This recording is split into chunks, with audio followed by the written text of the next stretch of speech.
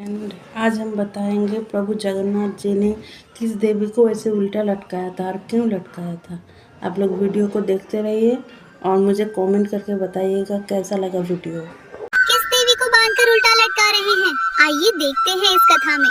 श्री मंदिर में आज एकादशी के दिन भात बन रहा है। हाँ, भात बन रहा है, दाल बन रही है, अनेकों प्रकार के व्यंजन और तरकारियाँ बन रही हैं। अरे इस कलयुग में जहाँ एकादशी के दिन भात खाना तो दूर की बात, उसका विचार करना भी महापाप माना जाता है। वहाँ श्री क्षेत्रपुरी के जगन्नाथ मंदिर में आज उत्सव का माहौल है। भक्तगण आनंद बाजार में बैठकर तृप्त होकर महाप्रसाद पा रहे हैं। आखिर ऐसा क्यों?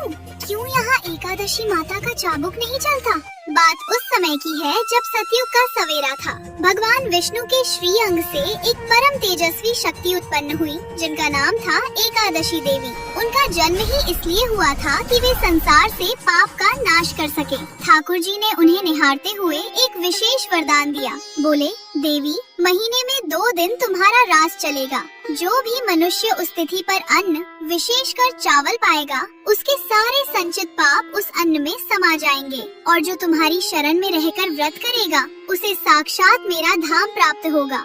एकादशी माता जो थी, उन्हें अपनी इस शक्ति पर बड़ा गर्व हो गया।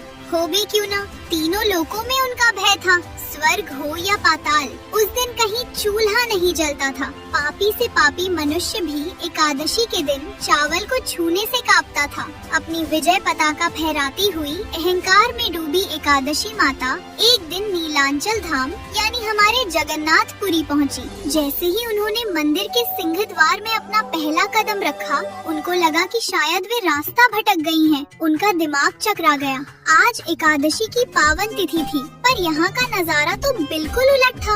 आनंद बाजार में हजारों भक्त बैठे थे। कोई भूखा नहीं था, कोई प्यासा नहीं था। सबके सामने मिट्टी के कुल्हड़ों में गर्मा गर्म अन्न परोसा जा रहा था। भक्त बड़े चाव से जय जगन्नाथ का उद्घोष करते हुए उस भात को पा रहे थे। एकादशी माता का क्रोध 7वें आसमान पर पहुँच गया। वे व्याकुल हो उठी। सोचने लगी, ये मेरा अपमान है। मेरे ही दिन यहाँ चावल? क्या जगन्नाथ जी मेरा नियम भूल गए? क्या उन्हें मेरी शक्ति का भान नहीं? क्रोध में जलती हुई वे सीधे मंदिर के गर्भगृह में घुस गईं। सामने रत्न सिंहासन पर ठाकुर जी अपने बड़े भाई बलभद्र और लाडली बहन सुभद्रा के साथ मंद मंद मुस्कुरा रहे थे। एकादशी माता ललकार कर बोली, प्रभु, ये क्या अनर्थ हो रहा है? आपने ही तो मुझे वरदान दिया था कि एकादशी को चावल में पाप पुरुष का वास होगा। तो आज आपके इस धाम में ये पाप की गंगा क्यों बह रही है? रोकिए इन भक्तों को, वरना मेरा श्राप सबको भस्म कर देगा। ठाकुर जी ने बड़े प्रेम से देखा और शांत स्वर में बोले, देवी, शांत हो जाओ। तुम देख रही हो, वो साधारण चावल नहीं है, वो कैवल्य है। वो मेरा महाप्रसाद है। ये साक्षात मेरी जूठन है, और मेरी जूठन में कभी कोई पाप निवास नहीं कर सकता। इसके सामने कोई तिथि, कोई नक्षत्र, कोई नियम बड़ा नहीं है। परंतु एकादशी माता का अहंकार जो था, वो बहुत बड़ा हो चुका था। उनको लगा कि भगवान केवल अपने भक्तों का पक्ष ले रहे हैं। वे जिद पर अड़ गईं। बोली, नहीं प्रभु, नियम तो नियम होता है। अगर सारी दुनिया चावल नहीं पा रही, तो पुरी में भी कोई नहीं पाएगा। मैं अभी जाकर उन भक्तों के पत्तलों से वो अन्न छीन लूंगी। जैसे ही एकादशी माता पलटी और उन्होंने महाप्रसाद को रोकने के लिए अपना हाथ उठाया, तभी अचानक मंदिर का पूरा वातावरण बदल गया। ठाकुर जी की वो प्यारी सी मुस्कान ओझल हो गई। उनकी बड़ी बड़ी गोल आँखों में वो तेज आ गया जो प्रलय ला सकता है, क्योंकि ठाकुर जी सब कुछ सह सकते हैं। अपना अपमान सह सकते हैं, लेकिन अपने भक्त और अपने प्रसाद का अपमान उनसे सहन नहीं होता। ठाकुर जी की एक हुंकार गूंजी, जिसने पूरे नीलशैल पर्वत को हिला दिया। वे कड़क आवाज में बोले, रुको देवी, तुमने मेरे महाप्रसाद को पाप कहने का दुस्साहस कैसे किया?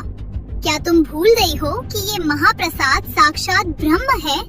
इसके सामने वेद, पुराण और स्वयं तुम जैसी शक्तियाँ भी छोटी पड़ जाती हैं। पर प्रभु, नियम तो आपका ही बनाया हुआ है। अगर आज भक्त चावल पाएंगे, तो मेरा व्रत खंडित हो जाएगा। मेरा मान कहाँ रहेगा? सुनो एकादशी, मंदिर की इस चौखट के बाहर पूरी दुनिया में तुम्हारा ही राज चलेगा। वहाँ जो भी अन्न पाएगा उसे निश्चित ही पाप लगेगा। लेकिन ये श्री क्षेत्र है, ये मेरी पुरी है। यहाँ केवल एक ही नियम चलता है, प्रेम का नियम। यहाँ मेरे हाथ से निकला हुआ एक एक दाना अमृत है। यहाँ तुम्हारा कोई बस नहीं चलेगा। लेकिन एकादशी माता फिर भी नहीं मानी। वे बोली, मैं ये अन्याय नहीं होने दूंगी। मैं इसी सिंह द्वार पर खड़ी रहूंगी और जो भी भक्त यहाँ महाप्रसाद पाएगा मैं उसके सारे पुण्य छीन लूंगी। अब ठाकुर जी का धैर्य समाप्त हो चुका था। उन्होंने अपनी योग माया का आह्वान किया। बोले, तुम्हें अपनी शक्ति पर बहुत अभिमान है ना? तो आज से तुम्हारी ये शक्ति इस मंदिर की 4 दीवारी के भीतर शून्य हो जाएगी। अगले ही पल एक चमत्कार हुआ। अदृश्य दिव्य जंजीरों ने एकादशी माता को जकड़ लिया। ठाकुर जी के आदेश पर उन्हें मंदिर के ईशान कोण में ले जाया गया और वहाँ उन्हें उल्टा लटकाकर बांध दिया गया। ठाकुर जी ने श्राप दिया, अब तुम यही बंदी बनकर रहोगी। तुम्हारी आंखों के सामने साल के 365 दिन, यहाँ तक कि एकादशी के दिन भी मेरे भक्त पेट भरकर महाप्रसाद पाएंगे। तुम सब देखोगी पर किसी को रोक नहीं पाओगी। यहाँ मेरी आज्ञा के बिना तुम पत्ता भी नहीं हिला सकोगी। एकादशी माता छटपटाने लगी। वे रोते हुए बोली, प्रभु ये तो घोर अन्याय है। अगर मैं यहाँ ऐसे ही बंदी रहूंगी तो संसार मेरा सम्मान करना छोड़ देगा। क्या भक्त मुझे भूल जाएंगे? उनका सारा अहंकार मिट्टी में मिल चुका था।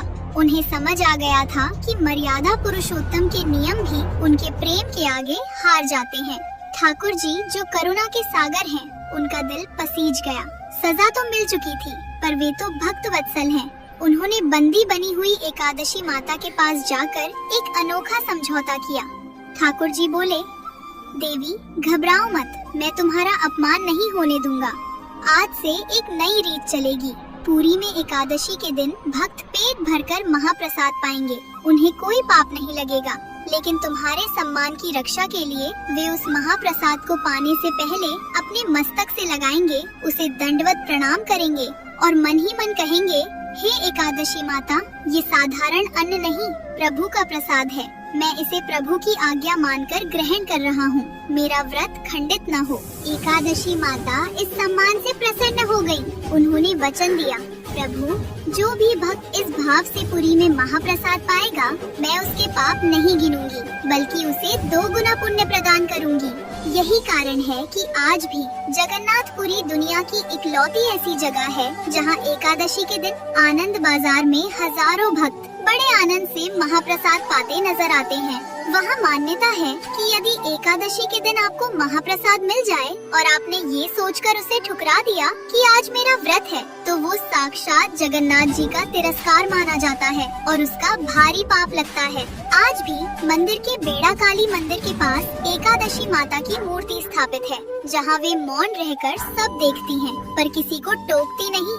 ये कथा हमें सिखाती है कि धर्म में नियम तो बहुत हैं, पर प्रेम और ठाकुर जी का प्रसाद उन सब नियमों से ऊपर है। क्या आपने कभी ठाकुर जी का वो अलौकिक महाप्रसाद पाया है? अगर कभी पूरी जाए तो नियम के चक्कर में प्रसाद मत छोड़ना। अगर आपको हमारे जगन्नाथ जी की ये लीला पसंद आई हो तो अगर मेरा ये भक्ति वीडियो आप लोगों को अच्छा लगे हो तो प्लीज़ मेरे चैनल को सब्सक्राइब एंड शेयर कर दीजिएगा। Thank you.